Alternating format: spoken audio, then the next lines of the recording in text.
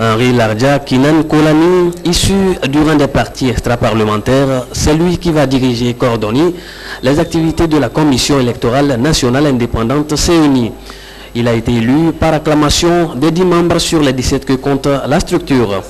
Face à l'horloge du scrutin de 2010 qui tourne, le nouveau président devrait procéder à la mise à jour du fichier électoral et à l'exécution des autres tâches subséquentes, toutes tâches dont il a conscience. Dans l'urgence, c'est le chronogramme, le calendrier électoral. La deuxième tâche, c'est, sinon même concomitamment, ce serait également l'élaboration du budget de fonctionnement de la CENI et du budget des élections. La tâche la plus délicate vient d'être franchie, c'est l'élection du président. Toutes les tâches restantes ne sont que d'ordre technique. Kolani Lardja a été choisi par ses pairs au cours d'une réunion où la recherche du consensus n'aura pas été chose aisée. C'est donc fort du principe du quorum que les 10 membres présents ont statué. Dans un souci d'apaisement, la majorité parlementaire a estimé inopportune la présentation d'une candidature.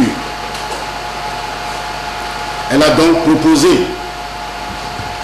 celle d'un membre de l'administration en la personne de M. Toto Béré.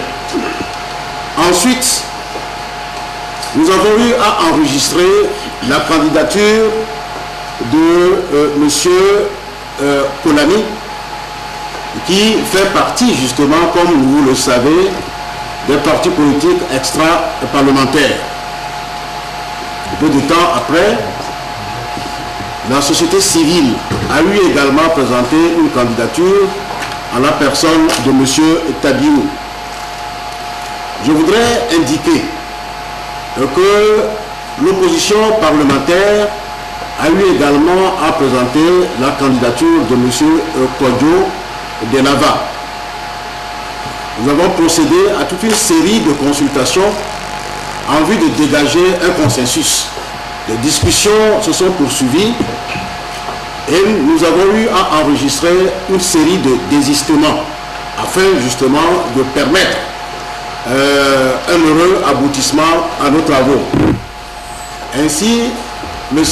Potobéré a procédé à un désistement, la net de même que M. Tabiou. Après ces deux désistements, il reste donc 2 candidats en liste. Il s'agit de M. Kolani Lardja et de M. Kodjo de Lava. Les travaux se sont donc poursuivis, eu égard au retard enregistré dans le processus électoral et surtout des longs débats antérieurs que nous avons eu à enregistrer.